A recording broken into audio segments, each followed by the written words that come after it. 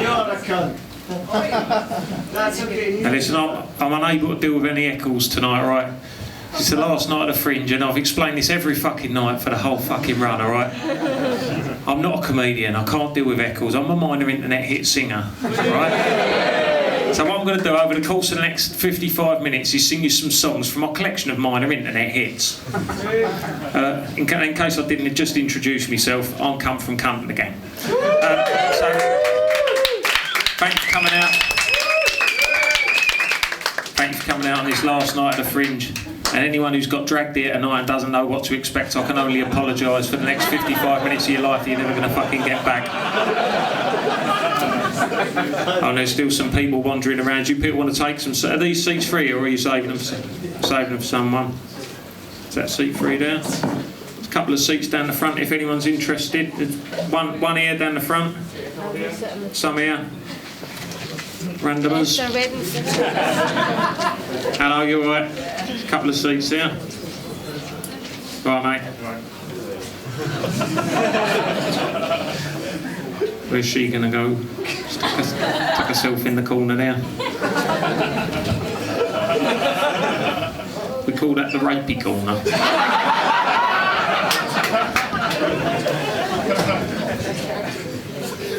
Hello, you alright? Okay, right, so might just get cracking now. People can find themselves some seats if they want to in a minute. Like I say, what I'm going to do over the course of the next 55 minutes is play some songs from my collection of minor internet hits, and also a couple of new songs that have replaced some of the minor internet hits I couldn't face playing anymore. Now, a lot of people said to me last year, Kunt, you start off with a very downbeat start to the show. It's almost as if you're trying to lower people's expectations so they're then pleasantly surprised with the turgid shite you dish up afterwards. And I said rumbled.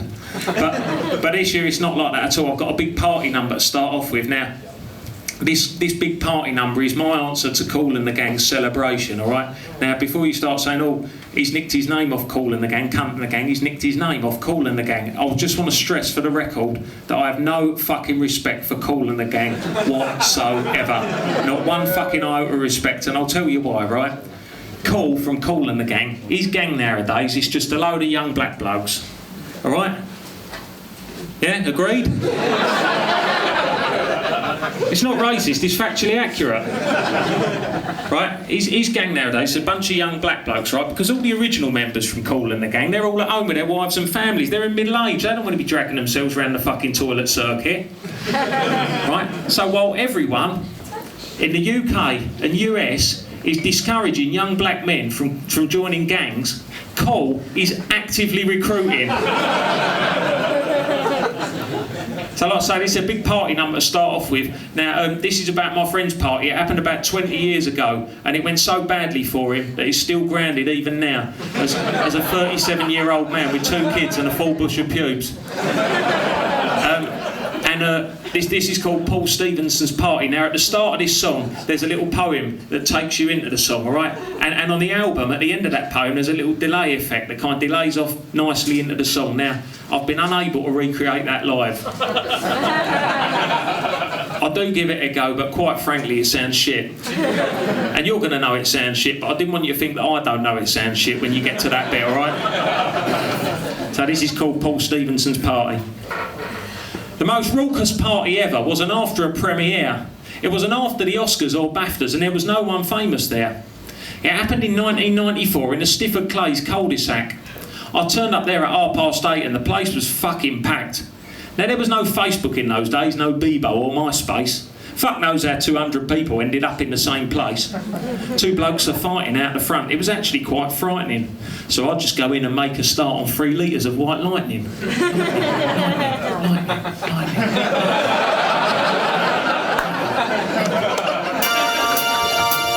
Paul Stevenson's party, Paul Stevenson's bash. His house got fucking trashed by 200 people on the lash. Paul Stevenson's party, Paul Stevenson's do. It was the greatest party I ever went to. Someone's replacing a light bulb with a pack of jelly cubes. This bloke's got his mum's imac and he's waxing off his pubes. The kitchen seems to have been retold with buttered Jacob's crackers. One kid's using a slotted spoon to whack another kid in the knackers. Someone's tipped a box of Kellogg's cornflakes on the floor. Someone else has got a screwdriver and he's taking off a door. There's a bloke pirouetting round the kitchen with a bottle of tomato sauce. This girl has just sucked 6 blokes off and he's crying with remorse. Paul Stevenson's party, Paul Stevenson's bash. His house got fucking trashed by 200 people who gate crashed. Paul Stevenson's party, Paul Stevenson's do. It was the greatest party I ever went to. This bloke is making pizzas with his mum and dad's CDs. So now the damned and squeeze, a top with ham and cheese. 3 kids threw his mattress out the window onto the lawn. Now they're in his old man's bedroom, going through his stash of porn. Some bloke's fingering a sleeping girl up on the pile of coats. Someone's filled the fish tank up with a box of Quaker Oats.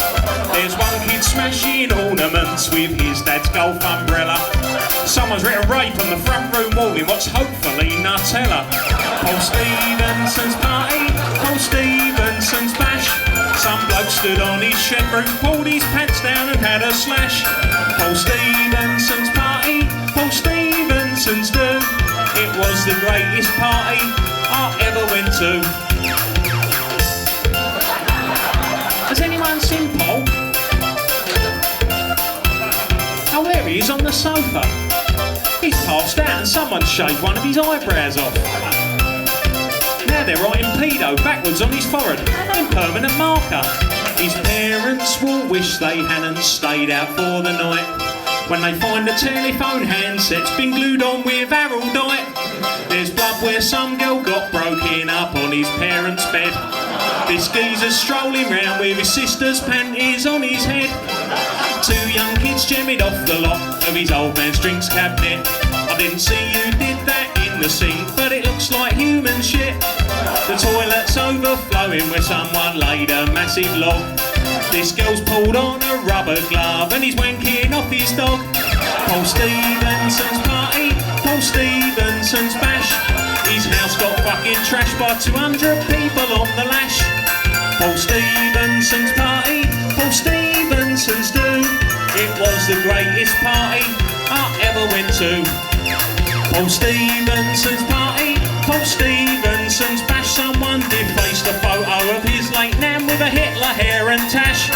Paul Stevenson's party, Paul Stevenson's do. It was the greatest party I ever went to.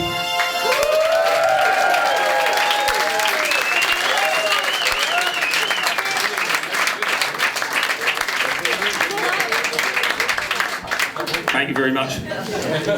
Now, as I said at the start, I'm not a comedian, I'm a minor internet hit singer, but I've been coming here to Edinburgh for the last few years, and so I've got some tips off the comedians about how to run your show. And one of the things I've noticed as a tip is in the first 10 minutes of your set, you've got to do a celebrity lookalike that you look like, because people will see you look like that celebrity and it'll be really funny. Now, unfortunately, I haven't really got any good celebrity lookalikes, other than once I grew a beard and I looked a little bit like Noel Edmonds. But listen, I'm not after a laugh for that, because I don't want to be compared with Noel Edmonds, because I think the bloke's a cunt. If it was up to me, we'd let Rolf off and get Noel instead.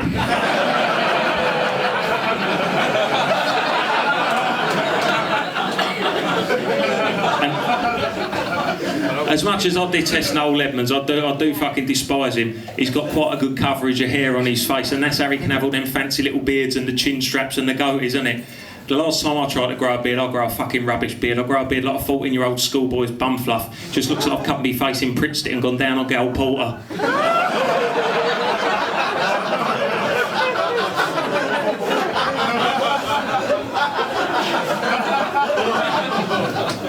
So, while we're on the subject of lookalikes anyway, I just want to, by show of hands, how many people know the Russian footballer Pavel Pogrebniak?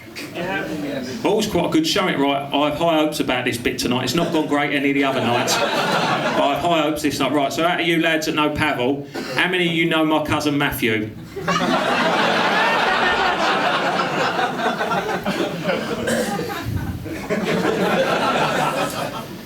So this goes down great at family parties. Because I wrote a poem about it. He really does fucking look like him, honestly. I wrote this poem called My Cousin Looks Like Pavel Pogrebniak.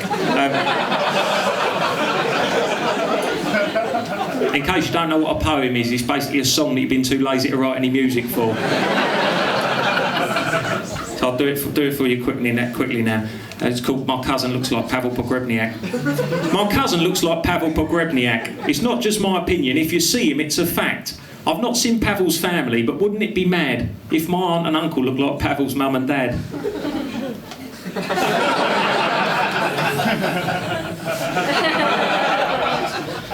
Pavel comes from Russia. He was signed by Martin Yole.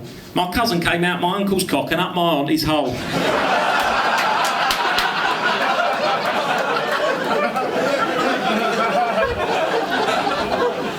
Where he grew into an embryo and out my auntie's crack was born a baby that looked like Pavel Pogrebniak.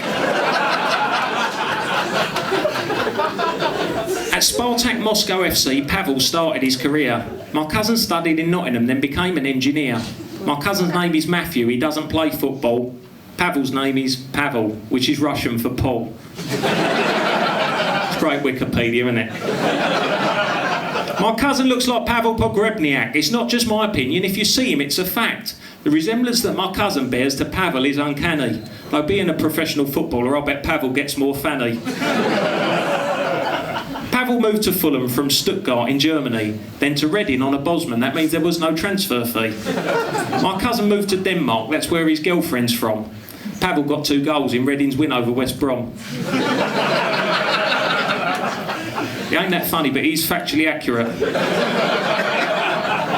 This is the big finale. This has got the best rhyme at the end of this. I want you to appreciate this, all right? My cousin looks like Pavel Pogrebniak. It's not just my opinion. If you see him, it's a fact. To see a likeness quite like that, a long way you'd have to travel. Such is the similarity of my cousin to Pavel. Thank you very much.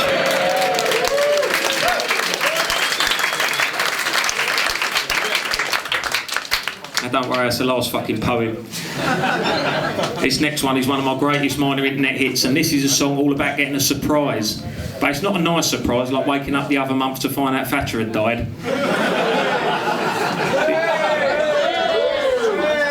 It's never going to get you in any trouble, is it? Apart from last year when a bloke attacked me on stage.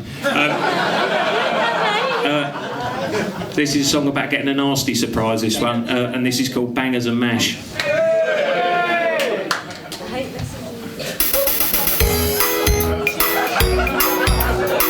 This is my other dance, the up and down one.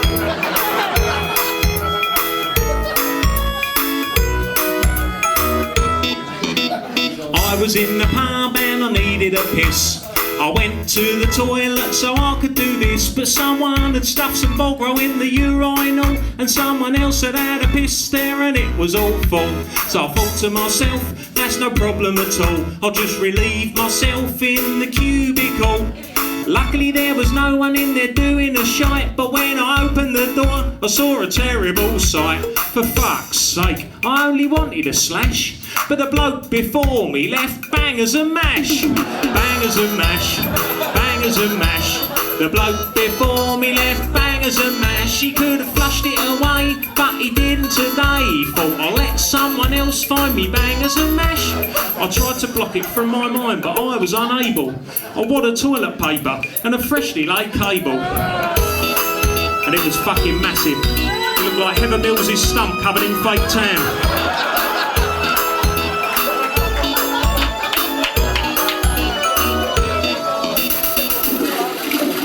I gave it a flush, but it just wouldn't budge. The bob just filled up with water, toilet paper and fudge. There's a knock on the door, and I think in a flash, the next bloke's gonna think it's me that left the bangers and mash.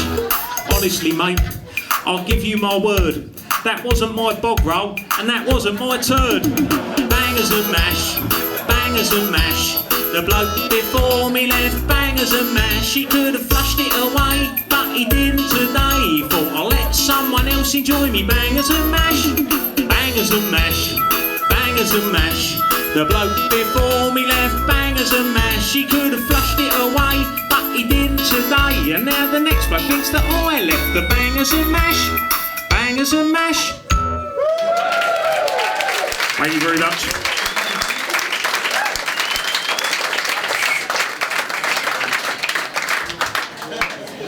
Thank you. Now, I will just quickly say at this point, some nights it hasn't gone very well. Okay, and that's because sometimes there's people in the audience that are having a terrible time, and they show it on their faces, and they show it as their arms are crossed, and they kind of move up higher and higher. Now, if you feel like you might be one of these people, at no point do I mind if you want to go, all right? That's absolutely fine with me, all right? I'm not keeping you here against your will. I'm not Joseph Fritzl. I'm Kunt from Kunt and the gang. Right, if you want to go at any point, that's absolutely fine with me, all right? No one's going to fucking shout. Well, they might shout and jeer and that, but it'll be over in a minute, all right? So if you want to go, that's absolutely fine, because I'd rather that than look at someone's miserable fucking head all the way through the show, all right? Just so you know, all right? That's the notices over. Now, whilst touring around the country with my greatest minor internet hits, something's become quite apparent to me. And this is that anyone under the age of 25 doesn't remember the golden era of having a wank. Right, because the internet came along and it changed everything. It changed everything. I'm not on about dial-up internet, because that was just as frustrating waiting for that band with the tits on to download, while you're trying to keep a lazy lob on the go. I'm on about broadband internet. It quite literally changed the way we wank. Right, and I know this because I've had some young men come up and say some very fucking disturbing things to me at gigs, all right? I was playing this gig the other week. It was an all-ages gig, right? Don't blame me, I don't book them all. But this kid's come up, 14 years old, and he's gone to me, Kunt. I'm like, what's the matter, mate? He's like, I need a bit of advice. I said, what's the matter? He said, well, I want my girlfriend to have a piss on me, but I don't know how to go about broaching the subject. Now you think, this kid, he's 14 years old, what has he fucking seen on the internet that's turned his mind onto that? It's a fucked up world. So me being the guiding hand of youth, not in an Operation U-Tree way,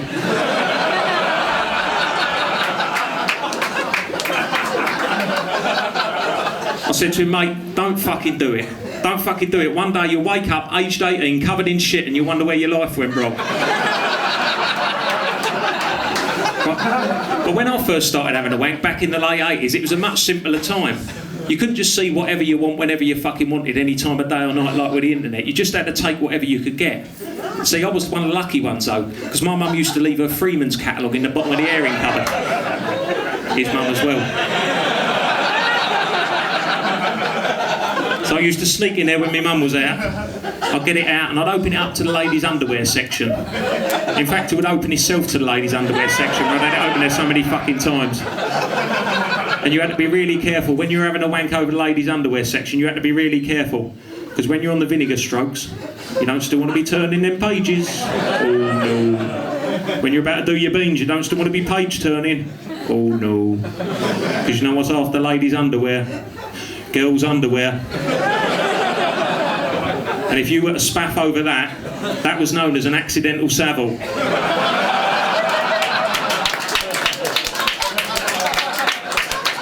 Unless you meant to do it, then it was just called a savile.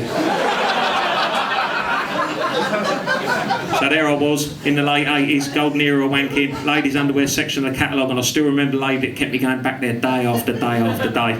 She was in her late 40s. She wasn't really that attractive. She was wearing a lacy bra. Do you know what I could see through that lacy bra? Tiny glimpse of nipple. A little tiny glimpse of nipple. I'm not even on about the nipple itself. I'm not even on about the cup. I'm on about a bit of sauce around the outside. But in the late 80s, that was enough to get you all the way off. All the way off. And this row of young men here, they're not going to fucking believe this, right?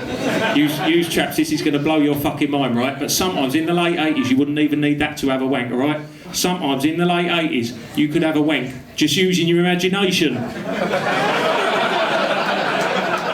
Sounds like something like fucking Star Trek now, doesn't it? But this was known as a wank fantasy. So I wrote a song about it, and it's called Wank Fantasy.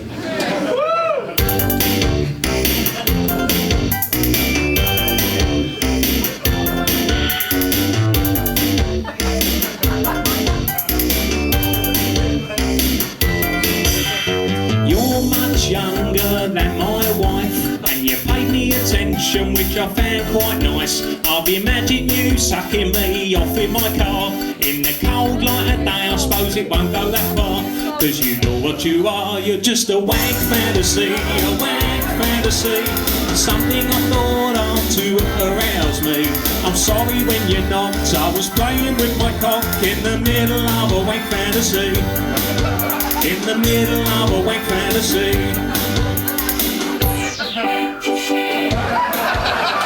You're the mother of my best friend. You're still quite attractive, I'll give you 6 out of 10.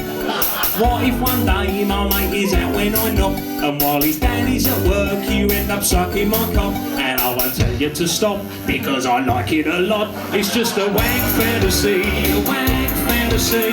Something I thought of to arouse me. I'm sorry when you called, I was playing with my balls in the middle of a wank fantasy. In the middle of a wank fantasy.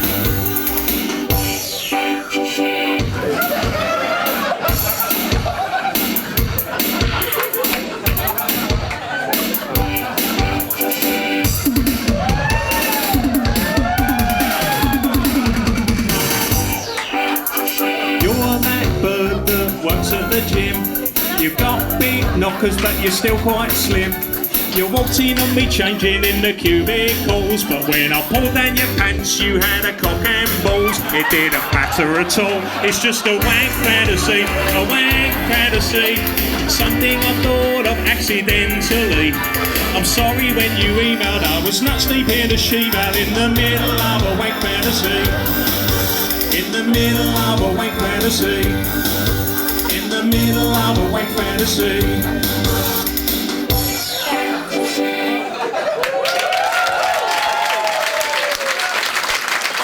Thank you very much.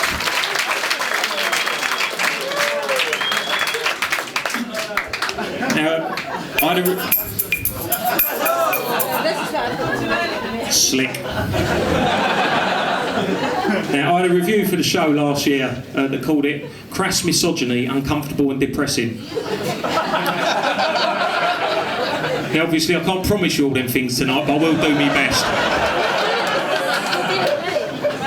All jokes aside, that was a very sexy song, there's no denying that, and I know this because I'm looking down at some of these lads in the front row. I'm not going to point at anyone because I don't want to embarrass them, but quite a few of them have started tenting a little bit in their trousers. And some of these ladies in the first few rows have started getting a little bit frothy around the gash.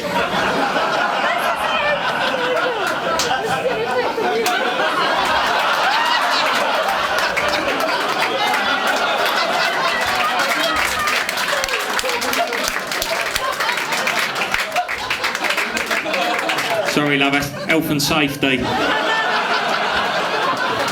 Bloke got up for a pint last night and was like...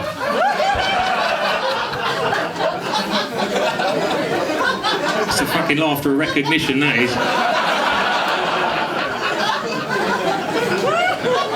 Like I say... Yeah, it's crass misogyny, it's uncomfortable, but it's not fucking depressing, is it? So like I say, that was a very sexy song, alright? But what I don't want,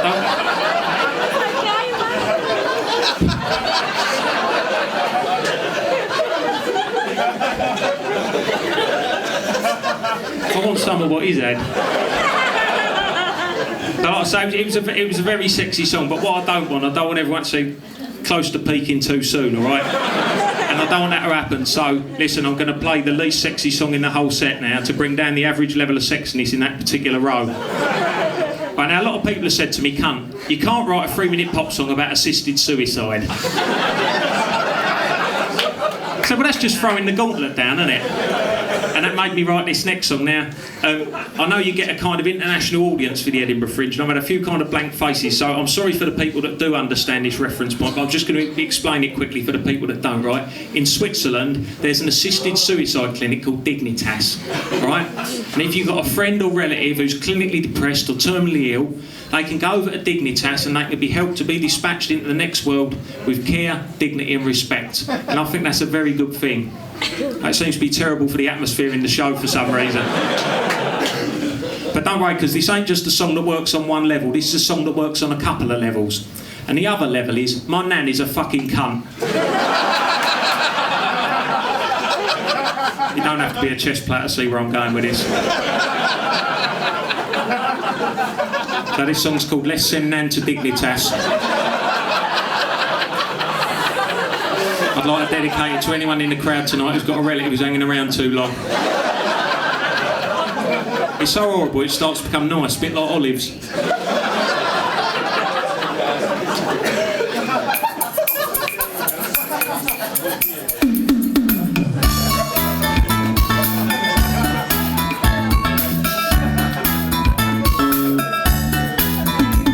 My nan is fucking loaded, while the rest of us are skint. But she won't give me a fucking bean, a miserable old bit. She's bitter and she's racist, she hates foreigners with a passion. She uses the P and M words like they're going out of fashion. My nan's outlived her usefulness, but she's in the rudest health. She shows no signs of signing off or sharing out the wealth. But I found out about this clinic where you can go in Switzerland and send your nan to be with Jesus. It only costs a couple of grand. So let's send Nan to Dignitas, cause having her here is fucking gash. The tight old cunt won't splash the cash, so let's send Nan to Dignitas. My nan is small and wrinkly, she sits there in her chair. She looks just like a scrotum, with a face and purple hair. She's got a Pete Green's biscuit tin under the bed with her savings in. She's 84, she's had a good innings, so let's bump her off and count our winnings. Let's send Nan to Dignitas, cause having her here is fucking gash. She's pissed herself and she's got a rash, so let's send Nan to Dignitas. My nan is fucking minted, while the rest of us are broke. I jump out on her and go, ah! Then make out it's a joke. I'm fed up just hanging round, waiting for her to croak. Let's give her a hand to Switzerland to see the Dignitas bloke. Let's send Nan to Dignitas, cause having her here is fucking gash. She's got mash stuck in her tash, so let's send Nan to Dignitas. Let's send Nan to Dignitas, cause having her here is fucking gash. We could spend her cash on a stash of hash, so let's send Nan to Dignitas. Thank you very much. Thank you.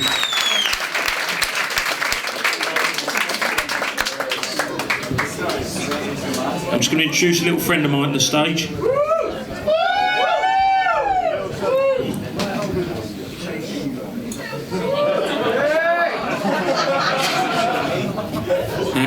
For those of you that haven't met him before, this is Little Kunt.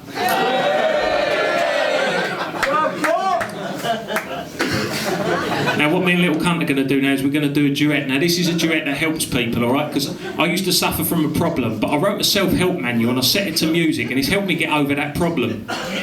Right? Now statistically, some of you men in the audience will suffer from this problem. Right? And that is the problem of spunking up too quickly. Statistically, 2 of you young men will suffer from this problem. The problem of spunking up too quick.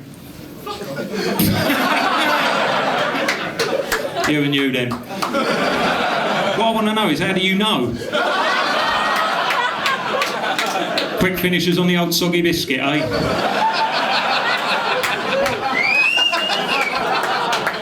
I don't fucking play soggy, so you don't play soggy biscuit anymore. It's all virtual soggy biscuit these days, isn't it? With someone on the internet.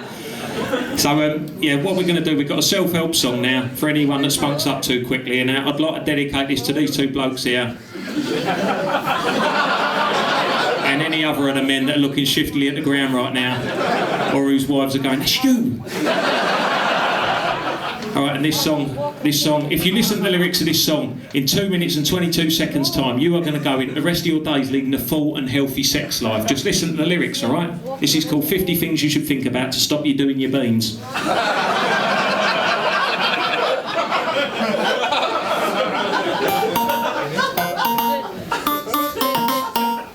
Sometimes when you're making love, it's hard to make it last. You barely pass the curtains, and it's over much too fast. You've only done 1 or 2 pumps and the moment comes too soon. For situations such as this, we wrote this little tune, and it's called 50 Things You Should Think About to Stop You Doing Your Beans. 50 things you should think about to stop you doing your beans, like farm machinery, pleasant scenery, your granddad with his vest on,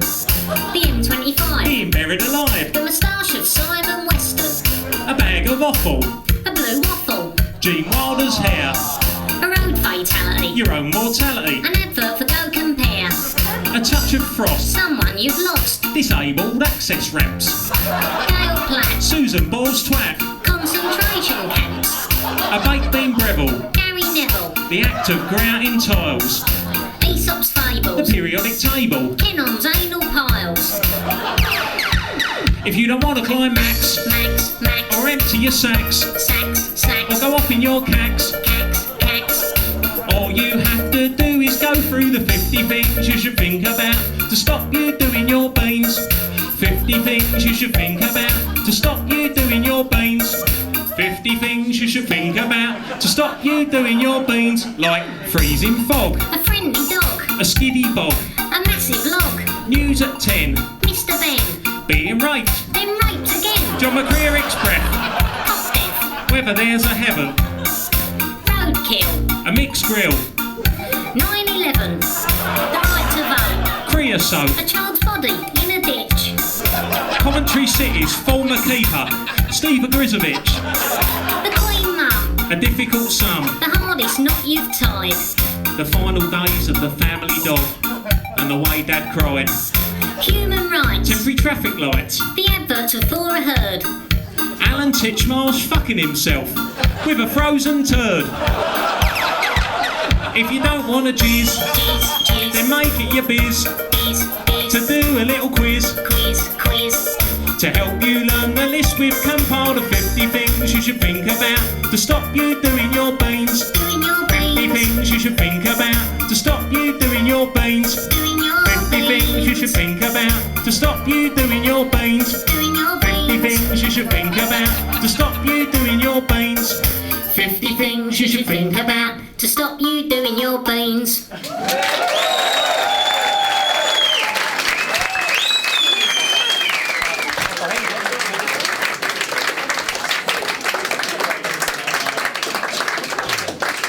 Thank you.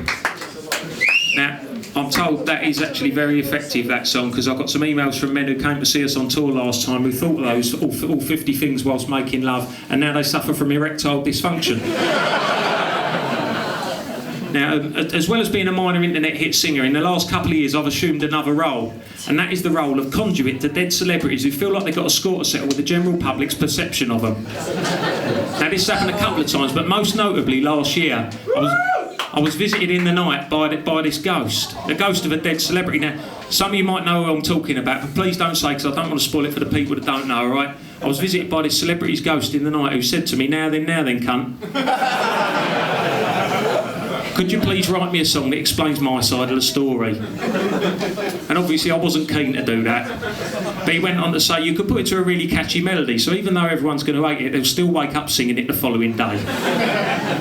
And he hung around, and eventually I agreed to it, all right? So I'm not happy about doing this, but it's only a couple of minutes long. We can all get through it together, all right?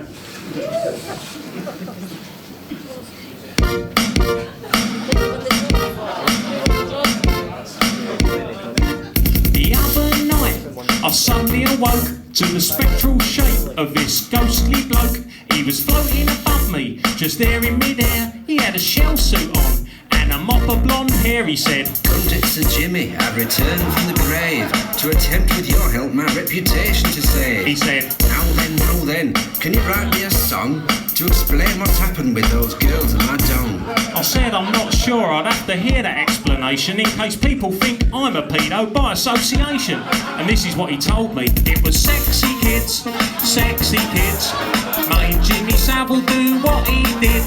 Those kids weren't consenting, his shell suit bottoms were tenting with his feelings for the sexy kids.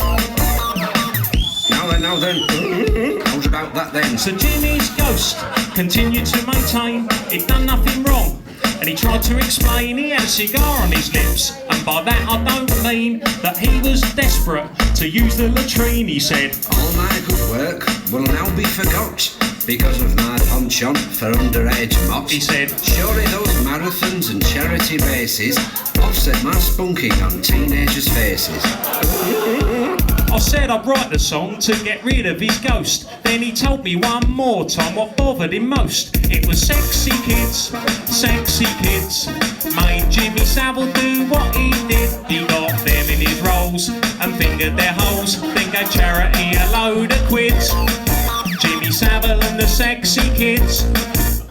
Marvellous, marvellous, just don't tell your mother.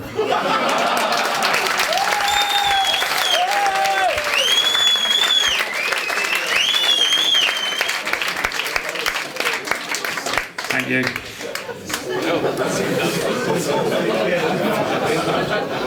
Now, at this point, can I please just say in my defence, I wrote that song the day before the documentary came out, all right? So I had no idea of the chain of events that was going to unfold afterwards, and it went much worse than I ever thought. I ever thought it would. So please bear in mind when you hear that song, I had no idea about Jimmy and that girl that was brain damaged. I didn't know about it. I didn't know. I had no idea about Jimmy and that girl in the wheelchair. I didn't know about it. I didn't know. I had no idea about Jimmy and that girl that was paralysed from the waist down. She didn't even know he'd done it.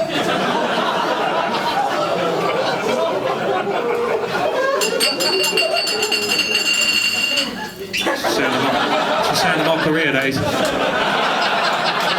Listen, I don't want anyone to have any doubt that I thought Jimmy Savile was a fucking dirty, filthy, evil, despicable, horrible fucking human being, a sexual predator, and just a fucking terrible, terrible, evil man. But I'm a glass half full kind of bloke, and I like to try and see the best in people. So at least he was an equal opportunities pedo, which for the 70s was pioneering.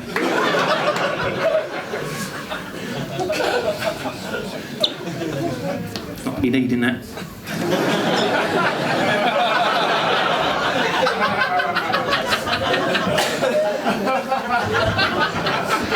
Saves getting a mop out of that song, doesn't it?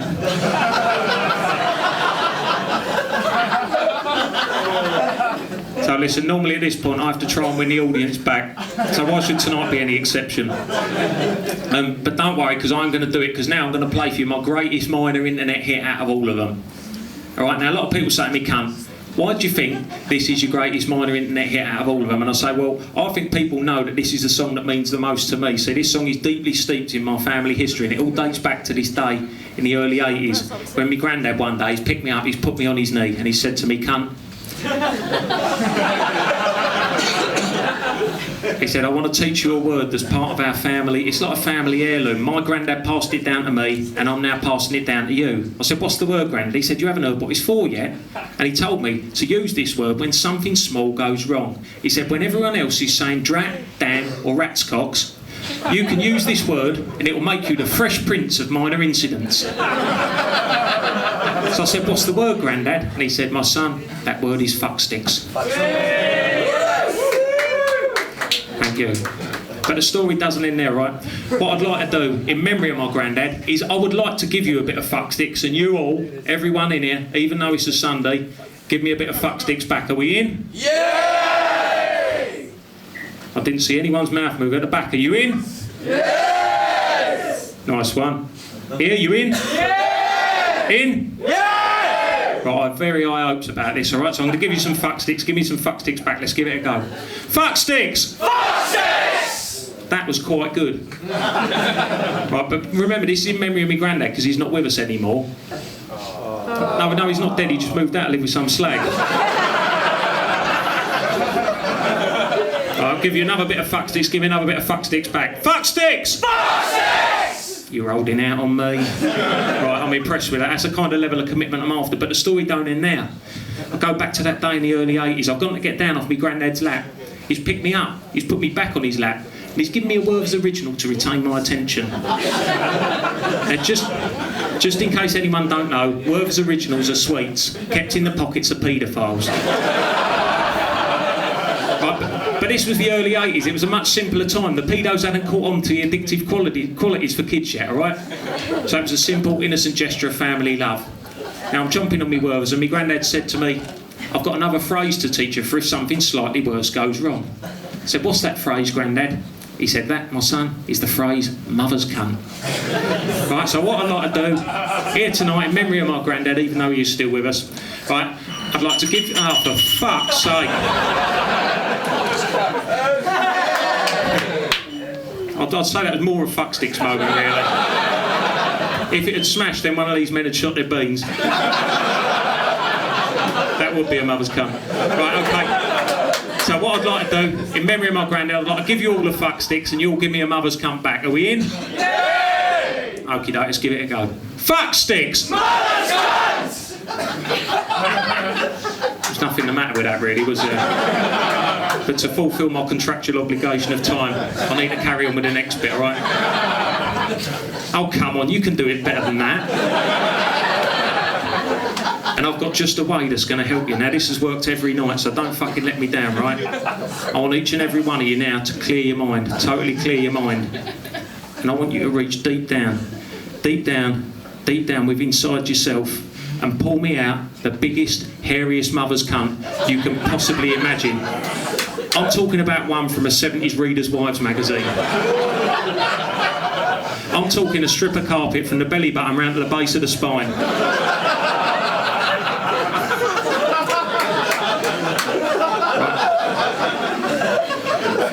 That's a man with some vintage wank megs under his bed. Should have a chat with him afterwards, it'd be like fucking history lesson. So listen, right, with that information, right, I don't want you all picturing your own mother's cunt, alright, as you all are just about now, right, because don't worry, I'm gonna offer up my mum's to visualise in its place, alright? Now, for those of you who don't know, my mum is Audrey Roberts off Coronation Street. Right? And there were some complications when I was born. So it looks a bit like someone's done a wheel spin through a meat pie.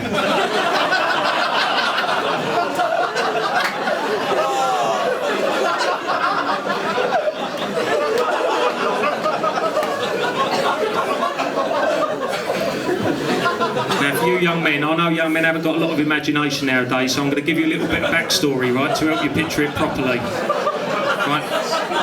My dad said before I was born it weren't even up to much then. He said it used to look like Justin Lee Collins blowing a raspberry. Right, so with that information in mind, I want to give you a bit of fuck sticks and you all use that new information to give me the biggest mother's cunt you possibly can, alright? Let's give it a go. Fuck sticks!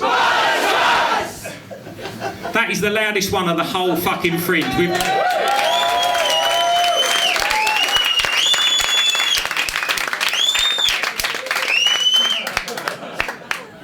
Moved. Right, okie doke. Genuinely moved. Right. That was really fucking loud. Right. So we've had more people in than that, and they've produced a smaller mother's cunt than that. Their mother's cunt was more like Jimmy Cranky's one. But usually it was Lorraine Kelly's. And I've seen it on the internet. Right, okay. So those phrases you've learned now, the fuck sticks and the mother's cunt, I'd like you to use them at the opportune moments in this song, alright? Now, as a rule of thumb, if you don't know the song that well, I'll cut me ear and that's when to do a fuck sticks, alright? And if you look after the fuck sticksies, the mother's cunts will just look after themselves. Right, so this song's called Fuck Sticks, thank you. This was a number 63 UK hit single. Yeah. Same number as Chico's follow-up. Now my old granddad had a word he used when things went wrong. To introduce this word to you, I put it in a song. So every time this word gets used, his memory lives on. I'm about to tell you what it is so you can sing along. Fuck stick when them wouldn't let him touch a furry pie. Fuck stick when he got some shrapnel lodged in his Jap's eye. Fuck stick when a German sniper shot him in the cock. Fuck stick when he found a lump on his left bollock. Fuck stick when me nan died and she left him all alone. Fuck stick when he let a bogus caller in his own. Fuck stick when the first black people moved into his street. Fuck stick when arthritis meant he couldn't beat his meat. Fuck sticks, mother's cut. Fuck sticks. Right, you've done so well, you get the prize. That's my little cockney knees up that I do all on my own. Just like Chaz would at Dave's funeral.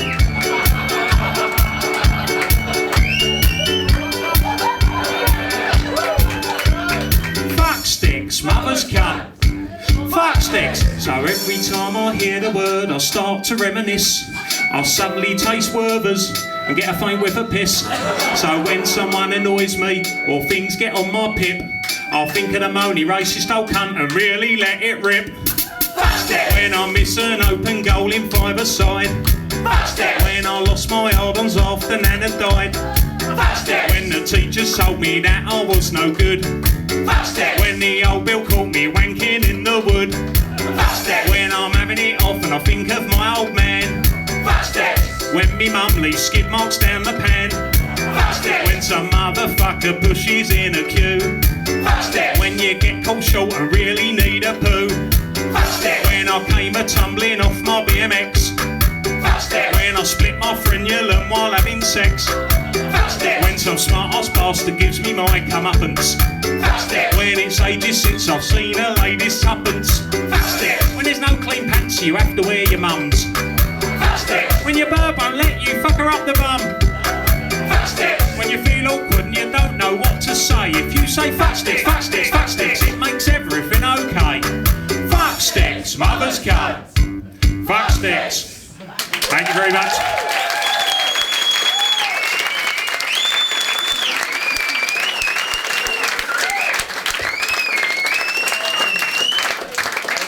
Thank you, Nat.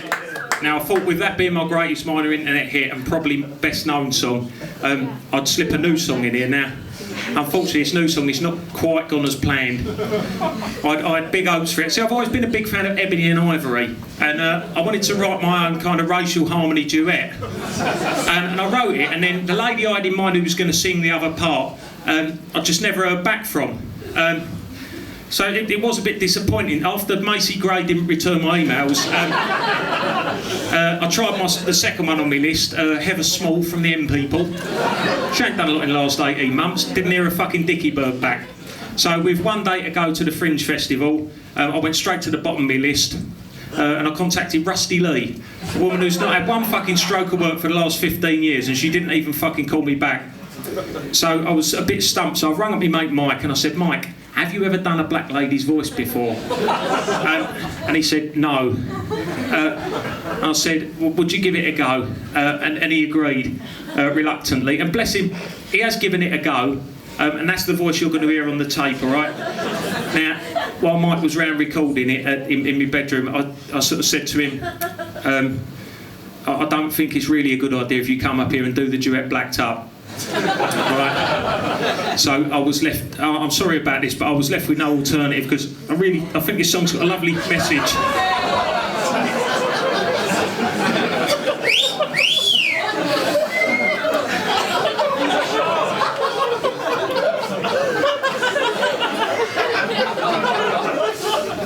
Now, please rest assured that I feel every bit as uncomfortable about this as 3/4 of your faces look at this moment, alright?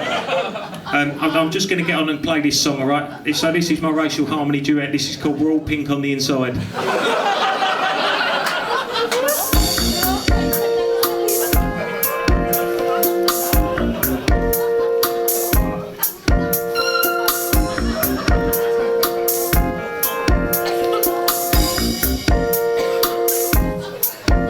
I'm as white as a sheet, from my head to my feet.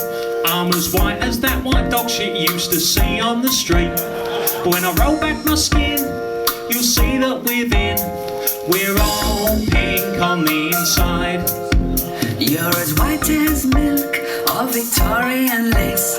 I'm as black coffee on my body and face. Although we're so different, we're the same in one place.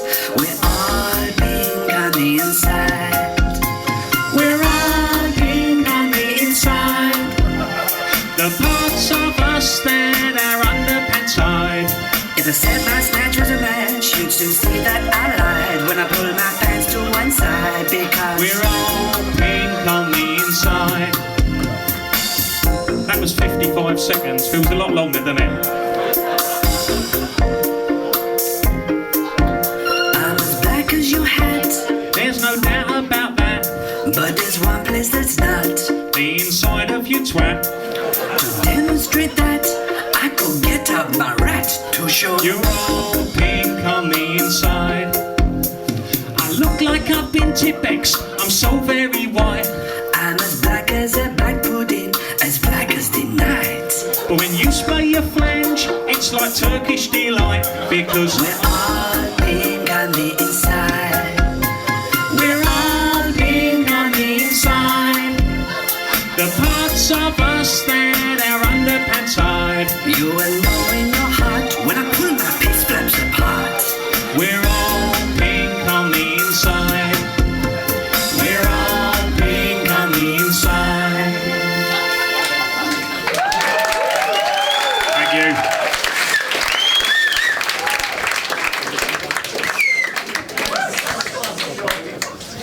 I do have to make a little announcement after that one. On the opening, I shouldn't laugh really, on the opening night, one of the venue management came in and had a word with me after the show, and he said I had to supply an email address just in case anyone has got a genuine grievance with that song. That was the only way he'd let me carry on doing it. So if anyone has got a genuine grievance, please just put it in writing and send it to macy.gray@gmail.com. I'll put a bit of a crowd pleaser after that one just in case. Some of you will be able to relate to this. Statistically, it says, so I'd like to dedicate this to anyone in the crowd tonight who's ever lost a bet on a building site with disastrous consequences.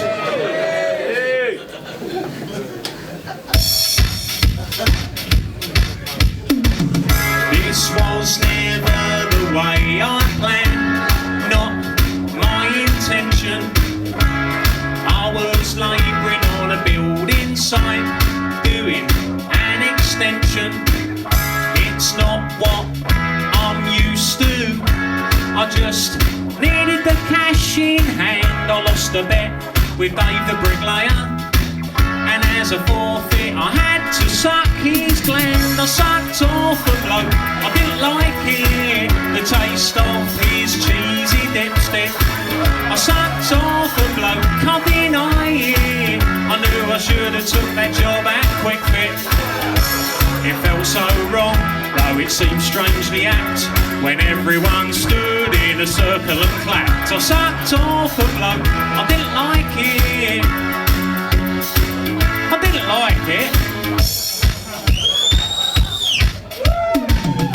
And so the next day back on site, lots of banter followed.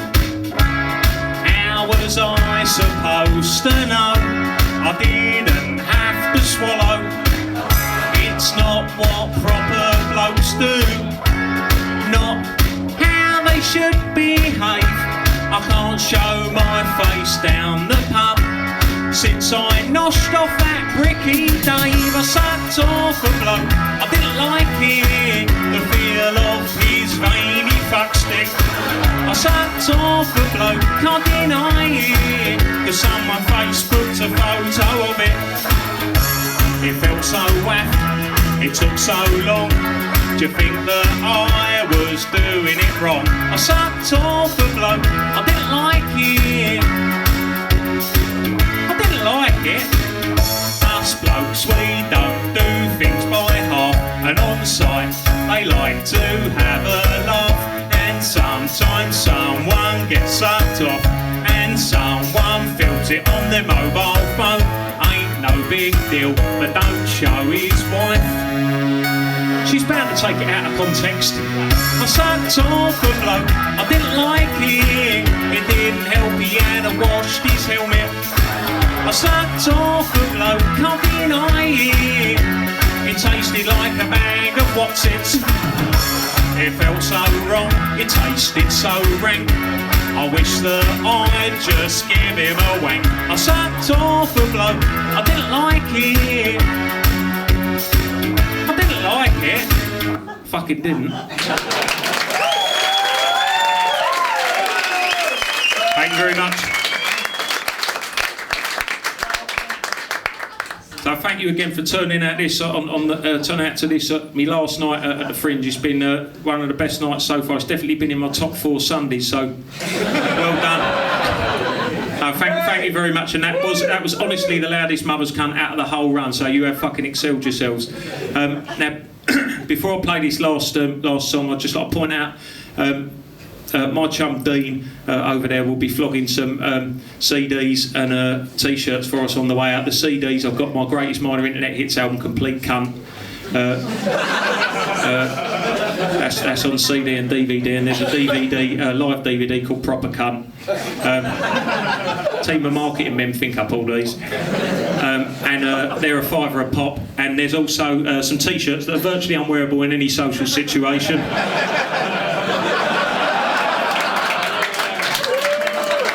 That'll teach them to throw my fucking channel off on it. I called that a unique selling point, but it turns out it was just a bad business decision. I wonder if we could all join me in a round of applause for Christian, the sound man, who's been here every night, and he's been working 12-hour days. He's been the wind beneath my wings, but not in a gay way. I didn't like it. I'll try it once, twice if you like it. Before I play this last song, I'd just like to say this is the Free Fringe Festival, and I'm sure you've heard this speech off a million other people going to see the free shows, but if you go and see shows over the Pleasance and Gilded Balloon, you could pay 10 or 15 quid for a show like... No, actually, no, you wouldn't pay for a show like this because they'd never fucking have me. But you would pay 10 or 15 quid for a show with a similar amount of performers in. But here at the Free Fringe Festival, rather than fleece you of all your cash, what we generally are encouraged to do is to stand by the door with a Halloween-themed bucket begging for spare change. If you think the show's worth a £5, I think that's pretty reasonable. Please stick that in. I personally wouldn't be embarrassed to see any tenors in there. If you think the show's worth a couple of quid or the price of a pint, please stick that in. If you've got no money, just say to me, "Cunt, I've had a nice time, but I've got no money," or alternatively, just do that. If you're still in here and you've had a terrible time, it's your own fucking fault. I warned you enough times, didn't I? And I just want to assure you quickly, as the last thing before I do this song, any money you put in this bucket, I'm not going to spunk up the wall on booze tonight. I'm going to take it back to Essex to help send my nan on holiday to Switzerland.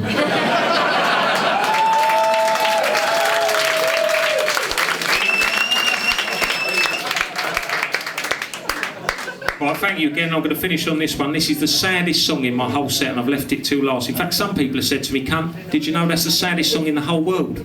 It's called "Wanking Over a Pornographic Polaroid of an Ex-Girlfriend Who Died."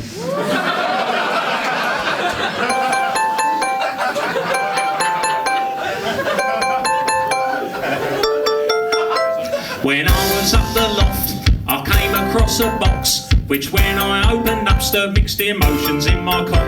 It felt a little hard, it felt a little soft.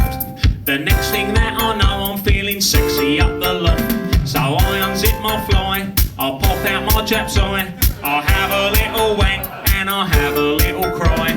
I'm wanking over a pornographic Polaroid of an ex-girlfriend who died.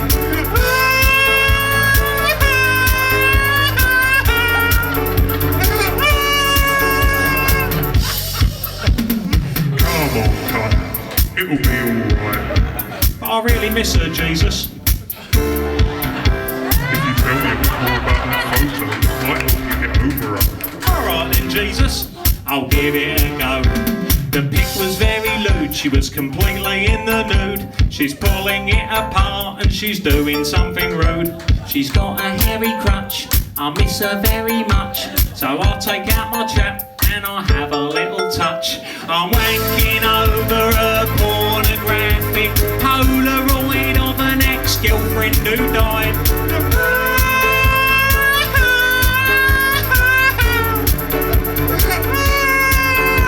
I'm wanking over a pornographic Polaroid of an ex-girlfriend who died.